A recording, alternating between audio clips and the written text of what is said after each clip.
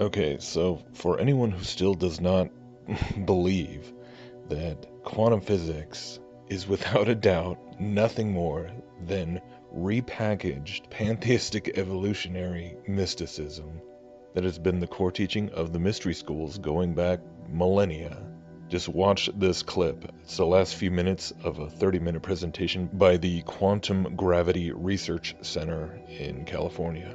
Here we go. So we think reality is a mosaic-like code or language at the smallest scale of reality possible, which is called the Planck length. Particle accelerator data tells us that all particles and forces relate to one another according to a higher dimensional crystal called the E8 lattice.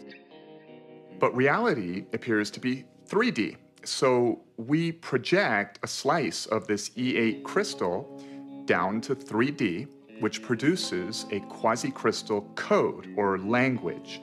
And that allows these geometric symbols to build up to the ordinary world of particles and forces that we see around us. Now, this geometric language has rules, but it also has syntactical freedom like any language.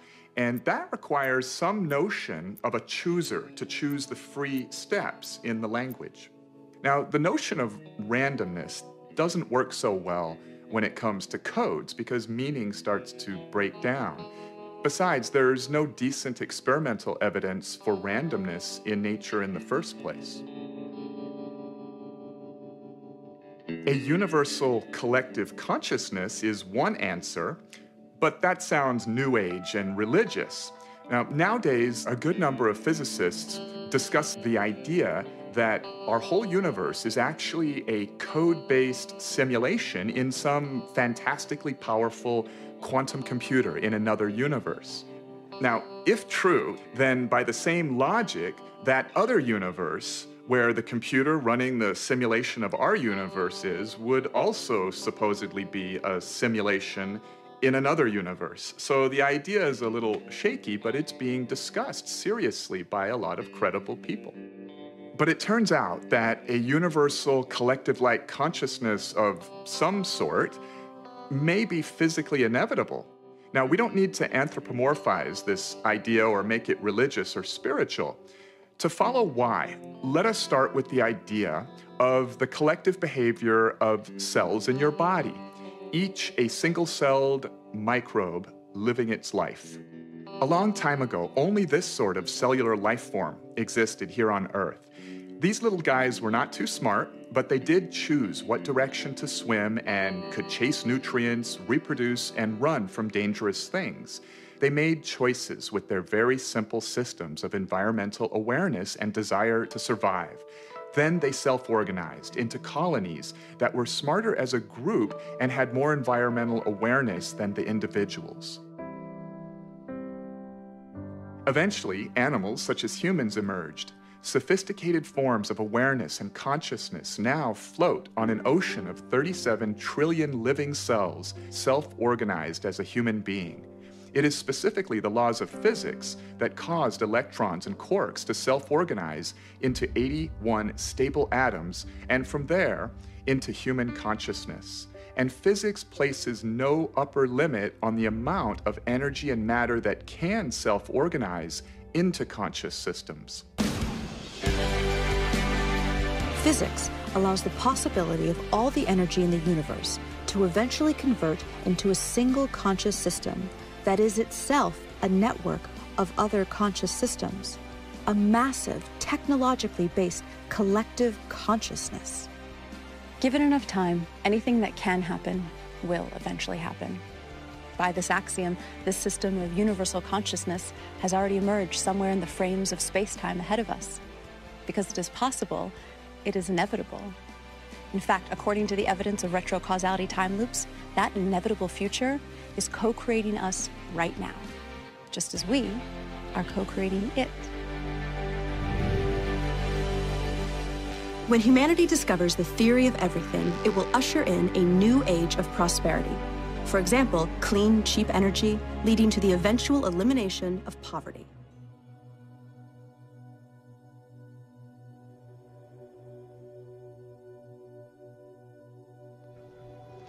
I like how they also included the chemtrail in the background at the end. But wow, definitely encourage anyone who is interested in kind of exploring this idea, just go check out this whole video. I mean, they're putting the pieces together now. I mean, he actually says, "Well, this sounds New Age, so we don't have to call it that. We don't have to make it sound religious, but it's the same thing." I mean, it's really quite remarkable. And so, yeah, again, it's just coming back to the same things. All the same dots keep connecting. You know, this is the core of scientism, really. Here, it is a religion. It is the ancient religion. It's the Mystery Babylon religion being presented through quote unquote science, through mathematics and through particle accelerators and the Large Hadron Collider. It was giving us the information that's confirming all these ideas of, I mean, right there they're talking about, you know, the fundamental building blocks of the universe with Planck's constant. And, you know, speaking of Max Planck, I mean, if you just go back and read some of the quotes from Planck, you know, the founder of quantum theory, you can see that this pantheistic concept of the universe being consciousness, and consciousness, you know, the universe creates us and we create the universe. I mean, this is pantheism. And this is why it's really alarming to see more and more Christians picking this stuff up and turning to it as though, oh, this is just another arena where we can point to science and, you know, try and confirm the Bible and try and confirm spiritual reality. Well, it definitely is. The problem is that it's definitely geared towards confirming the reality of the spiritual dimensions, but not at all in a way that is in line with biblical spirituality. And so again, we see more and more people like Josh Peck and, you know, Dan Duvall, who have been talking about, you know, getting sucked into these quantum theory, you know, quantum spirituality kinds of things. Here's something from Max Planck. The universe in which we operate is a holographic informational structure.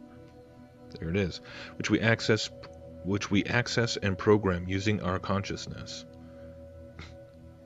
That's simulation theory, you know, the Matrix, whatever. This concept has been embedded in this stuff since the beginning. You know, they didn't think, you know, the Wachowski brothers didn't think this up.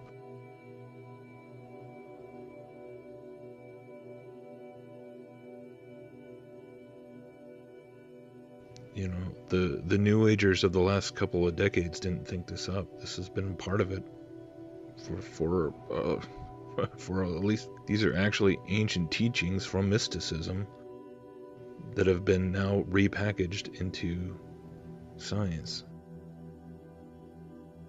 Each person inhabits a microverse all their own, what the venerable Robert Anton Wilson calls a reality tunnel.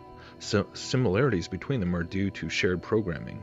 All information in the multiverse exists as an entangled wave form, and it is our minds, or rather the symbol-coded programs within our minds, which organize it into space, time, and objects. Rewrite your programming and you encounter a different reality.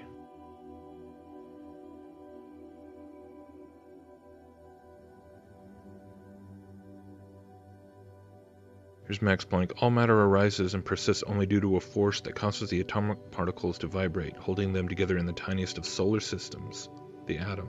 There it again. That's the whole Mandelbrot, the fractalized universe idea that I've been talking about. It's part of the cosmology. It's part of this quantum reality belief system, this quantum spirituality. Yet in the whole of the universe there is no force that is either intelligent or eternal, and we must therefore assume that behind this force there is a conscious, intelligent mind or spirit. This is the very origin of all matter. Now that's, again, this is monism or pantheism, where all of reality is emanating from the source, and that's this is exactly what Kabbalah teaches, with all the different emanations emanating from the source. It's pantheism.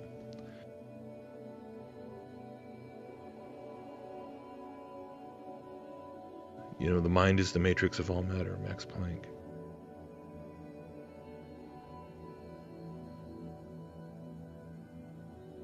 Niels Bohr, this guy was a total mystic as well. Everything we call real is made of things that cannot be regarded as real.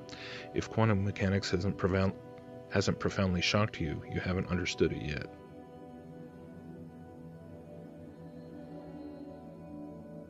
And here's Dr. Pillai. He's kind of an open mystic, trying to pointing to the connections between physics and mysticism, saying the physicists are coming to the same conclusion that the mystics had, that it is just the vibration from which everything came into being. And there's been a number of people making these kinds of claims for years, and now you've got this quantum gravity research center openly doing this very same thing, and they're embracing it and preaching this quantum, I mean, not just in this hypothetical, but saying, like, once we figure this out, I mean, do you see the stage being set? Once we figure out this long sought theory of everything, that's going to be the key to unlock everything, and it's actually going to pave the way for a new age of prosperity. I mean, this is they are setting the stage for the Antichrist to come in and finish the equation and solve the puzzle and explain all the stuff. They're setting up the problem. They're setting up the Hegelian, setting it up for that final Hegelian, move. Create the problem and provide the solution. In this case, it's a sort of theoretical problem, but promising to solve all of the quote-unquote real problems, bringing it all back to consciousness. What quantum physics teaches us is that everything we thought was physical is non-physical. I mean, that's what, again, the theory of relativity. Matter and energy are all the same thing. There's no such thing as physicality. It's all consciousness.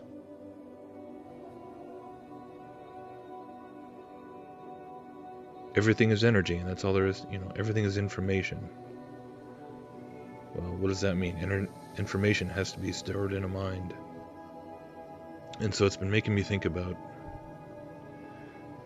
this is the final stage of the Mystery Babylon New Age gospel.